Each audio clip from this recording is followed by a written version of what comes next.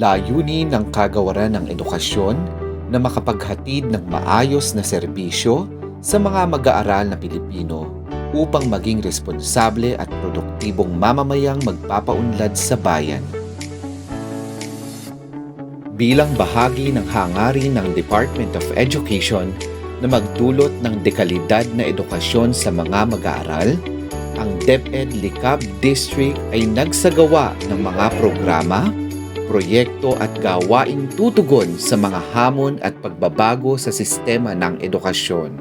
Ang Project Mandala o Maningning at Dakilang Layunin. Ang proyektong ito ay naglalayong gawing kapanapanabik at masaya ang pag-aaral. Isama ang kultura at kasaysayan ng Licab sa iba't ibang gawain sa loob at labas ng silid-aralan. Hubugin ng buo ang mga mag-aaral ng K-12 upang gawing kapaki-pakinabang na bahagi ng pamayanan at ng bansa. Pagsamahin ang pagsusumikap ng internal at external stakeholders upang ang edukasyon ay maging daan sa tagumpay ng bawat Licabenyo. Malugod na ipinakikilala ng DepEd Licab District ang mga programa, proyekto at gawaing bahagi ng Project Mandala. 3Ps o Programa sa Pagbasa at Pagbilang. Naglalayong gawing mahusay ang mga mag-aaral sa pagbabasa ng English at Filipino, gayon din sa pagbibilang o aritmetika. Makiling, mahalin, kilalanin, at lingapin ang kultura at kasaysayan ay gawaing naglalayong buhayin ang lokal na kultura at kasaysayan na nakasama sa pagtuturo ng character education, good manners and right conduct, araling panlipunan at mapping. Kabilang din sa proyektong ito ang mga gawain tulad ng PTA Got Talent, Choir Competition, LR o Licabenyo Writers at Hermes o Hirangin mga estudyante na responsableng manlalakbay tungo sa edukasyon at siyensya. Ang paggamit ng O at Opo ng mga mag-aaral, paghalik sa kamay, pagmamano at iba pa ay binibigyang pansin ng Project Makiling. SCI or Science for Community Improvement na naglalayong paigtingin ang pagtuturo ng agham sa lahat ng paaralan sa distrito. Ang pagsasagawa ng Science Trail, Science Investigatory Project, at iba pa ay paraan upang maunawaan ng mga mag-aaral ang kahalagahan ng agham sa kanilang buhay.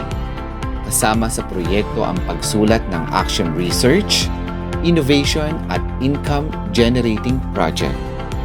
PACO o Paunlarin ang Kakayahat Oportunidad ay proyekto sa edukasyong pantahanan at pangkabuhayan o EPP. Ang mga praktikal na kasanayan sa buhay sa home economics, agriculture at industrial arts ay itinuturo sa mga mag-aaral. Layunin din ng proyektong hubugin ang pagiging malikhain ng mga mag-aaral sa pagbasa, pagsulat at sining. Kasama sa proyekto ang Scout o Scouts Creating Opportunities through Upskilling of Team. CARE or Comprehensive Action for Reading Enhancement ay interbensyon sa pagbasa. Ito ay joint project ng local government unit at DepEd Licab District na naglalayong hubugin ang kasanayan ng daycare workers para sa maayos na pagtuturo ng pagbasa at para sa alignment ng curriculum ng daycare, kindergarten, at elementary at high school. KKK o Committee para sa Kalidad ng mga Kaganapan sa mga Paaralan ay gawain para sa M&E o Monitoring and Evaluation ng bawat programa, proyekto at gawain ng bawat paaralan at distrito. Layunin ng gawain na alamin ang mga bahagi ng PPAs na dapat pang ayusin, baguhin o pagbutihin. Kariton o Kahusayan, Angking Talino at responsibilidad isinasagawa ng teachers or team oras-oras noon at ngayon ay naglalayong kilalanin ang mga natatanging kontribusyon ng internal at external stakeholders sa larangan ng edukasyon. Kabilang sa kariton ang WSD o Workers Synthesizing Development sa layunin ng kagawaran ng edukasyon na makapagbigay ng maayos na serbisyo sa mga mag-aaral. Kaisa ang DepEd Licab District na matugunan ng mga pangangailangan ng mga mag-aaral na Licabenyo sa paghahatid ng dekalidad na edukasyon sa pamamagitan ng iba't ibang mga programa, proyekto at gawaing nakapaloob sa mandala o maningning at dakilang layunin.